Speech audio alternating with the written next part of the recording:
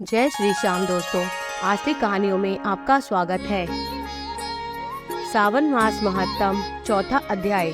धारणा पारणा मासोपवास व्रत और रुद्र वर्ती व्रत वर्णन में सुगंधा का आख्यान। ईश्वर बोले, हे सनत कुमार, अब मैं धारण पारण व्रत का वर्णन करूंगा। प्रतिप्रदा के दिन से आरंभ करके सर्वप्रथम पुण्याहवाचन कराना चाहिए।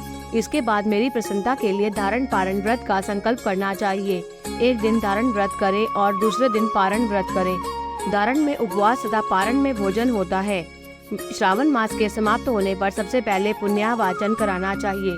इसके बाद हे मानद, आचार्य तथा अन्य ब्राह्मणों का वरण करना चाहिए। तत्पश्चात पार्वती तथा शिव की स्वर्ण निर्मित प्रतिमा को जल से भरे हुए कुंभ पर स्थापित कर रात में भक्ति पूर्वक पूजन करना चाहिए तथा पुराण श्रवण आदि के साथ रात भर जागरण करना चाहिए।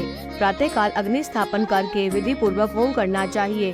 त्र्यंबक इस मंत्र से तिल मिश्रित भात की आहुति डालनी चाहिए। उसी प्रकार शिव गायत्री मंत्र से घृत मिश्रित भात की आहुति डालें और पुनः षडाक्षर मंत्र से खीर की आहुति प्रदान करें। तदनंतर पूर्णाहुति देकर होम शेष का समापन करना चाहिए।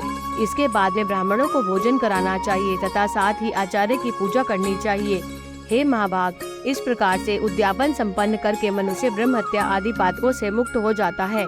इसमें कोई संदेह नहीं है। अतएव इस महाव्रत को अवश्य करना चाहिए। हे मुने, अब श्रावण में उपवास मास की विधि के आदर पूर्वक सुनिए। प्रतिपदा के दिन प्रातः काल इस व्रत का संकल्प करें। स्त्री हो या पुरुष, मन तथा इंद्रियों को नियंत्रित करके इस व्रत को करें। अमावस्या तिथि को लोक का कल्याण करने वाले वृष ध्वज शंकर की अर्चना पूजा षोडश उपचारों से करें। तदनंतर अपनी सामर्थ्य के अनुसार वस्त्र तथा अलंकार आदि से ब्राह्मणों का पूजन करें। उन्हें भोजन कराएं तथा प्रणाम करके विदा करें। इस प्रकार से किया गया मास उपवास व्रत मेरी प्रसन्नता कराने वाला होता है। हे सनत कुमार, मनुष्य को सभी सिद्धियां प्रदान करने वाले लक्ष्य संग संख्या परिमित रुद्रवर्ती व्रत के विधान को सावधान होकर सुनिए। अत्यंत आदर पूर्वक कपास के 11 तंतुओं से बत्तियां बनानी चाहिए। वे रुद्रवर्ती नाम वाली बत्तियां मुझे प्रसन्न करने वाली है। मैं श्रावण मास में भक्ति पूर्वक डिवोन के देव गौरीपति महादेव का इन 1 लक्ष संख्या वाली बत्तियों से निराजन करूंगा।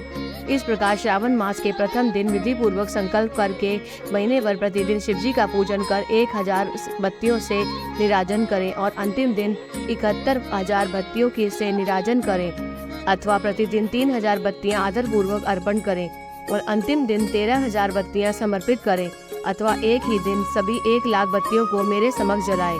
प्रचुर मात्रा में घृत में भिगोई जो स्निग्ध बत्तियां होती हैं वे मुझे प्रिय है। तत्पश्चात मुझे विश्वेश्वर का पूजन करके कथा श्रवण करें। सनत कुमार बोले, हे देवदेव, हे जगन्नाथ, हे जगदानंद कारक, कृपा करके आप मुझे इस व्रत का व्रत बताएं। हे प्रभु, इस व्रत के सर्वप्रथम किसने किया तथा किसके उद्यापन में क्या विधि होती है?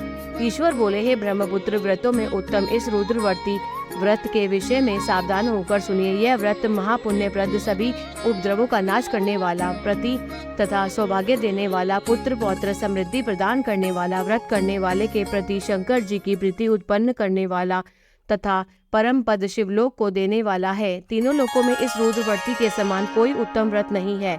इस संबंध में लोग यह प्राचीन दृष्टांत देते हैं। क्षिप्रा नदी से रम्य तट पर उज्जैनी नामक सुंदर नगरी थी। उस नगरी में सुगंधा नाम एक परम सुंदरी वीरांगना थी। उसने अपने साथ संसार के लिए अत्यंत दुसह शुल्क निश्चित किया तथा 100 स्वर्ण मुद्रा देकर संसर्ग करने की शर्त राखी थी। उस सुगंधा ने युवकों तथा ब्राह्मणों को भ्रष्ट कर दिया था। उसने राजाओं तथा राजकुमारों को नग्न करके उनके आभूषण आदि लेकर उनका बहुत तिरस्कार किया था। इस प्रकार उस सुगंधा ने बहुत लोगों को लूटा था।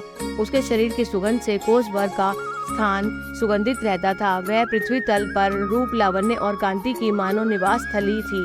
वह 6 रागों और 36 रागनियों के गायन में तथा उनके अन्य बहुत से भेदों को भी गायन क्रिया में अत्यंत कुशल थी।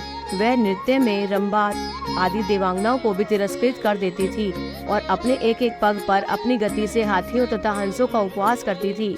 किसी दिन वह सुगंधा कटाक्षों तथा भौं चलाने के द्वारा काम बाणों को छोड़ती हुई क्रीड़ा करने के विचार से क्षिप्रा नदी के तट पर गई। उसने ऋषियों के द्वारा सेवित मनोरम नदी को देखा। वहाँ कई विप्र ध्यान में लगे हुए थे तथा कई जप में लीन थे, कई शिवार्चन में रत थे तथा कई विष्णु के पूजन में तल्लीन थे। हे महामुने, उसने उन ऋषियों के बीच विराजमान मुनि वशिष्ठ को देखा। उनके दर्शन के प्रभाव से उसकी बुद्धि धर्म में प्रवृत्त हो गई। जीवन तथा विशेष रूप से विषयों से उसकी विरक्ति हो गई। वह अपना सिर झुकाकर बार बार मुनि को प्रणाम करके अपने पांव के निवृत्ति के लिए मुनि श्रेष्ठ वशिष्ठ जी से कहने लगी। सुगंधा बोली, हे अनाथनाथ, हे विप्रेंद्र, हे सर्वाधिक विशारद, हे योगीश, मैं बहुत से पाप किए हैं, अतः हे प्रभु उन समस्त पापों के नाश के लिए मुझे उपाय बताएं। ईश्वर बोले, हे सनत कुमार, उस सुगंधा के इस प्रकार कहने पर वे दीन वत्सल मुनि वशिष्ठ अपनी ज्ञान दृष्टि से उसके कर्मों को जानकर आदर पूर्वक कहने लगे। वशिष्ठ जी बोले, तुम सावधान होकर सुनो, जिस पुण्य से तुम्हारे पाप का पूर्ण रूप से नाश हो जाएगा वह सब मैं तुमसे अब कह रहा हूँ। हे बद्रे, तीनों लोकों में विख्यात वाराणसी में जाओ। वहाँ जाकर तीनों लोकों में दुर्लभ महान पुण्य देने वाला तथा शिव के लिए अत्यंत प्रीतिकर रुद्रवर्ती नामक व्रत को उस क्षेत्र में करो। हे बद्रे, इस व्रत को करके तुम परम गति प्राप्त करोगी। ईश्वर बोले, तब उसने अपना धन लेकर सेवक तथा मित्र सहित काशी में जाकर वशिष्ठ के द्वारा बताए गए विधान के अनुसार व्रत किया। इस प्रकार उस व्रत के प्रभाव से वह सशरीर उस शिवलिंग में विलीन हो गई। हे सनत कुमार, इस प्रकार जो स्त्री इस परम दुर्लभ व्रत को करती है वह जिस जिस अभिष्ट वस्तु पदार्थ की इच्छा करती है उसे निस्संदेह प्राप्त करती है। हे सुव्रत, अब आप माणिक्यवर्तियों का महात्म सुनिए।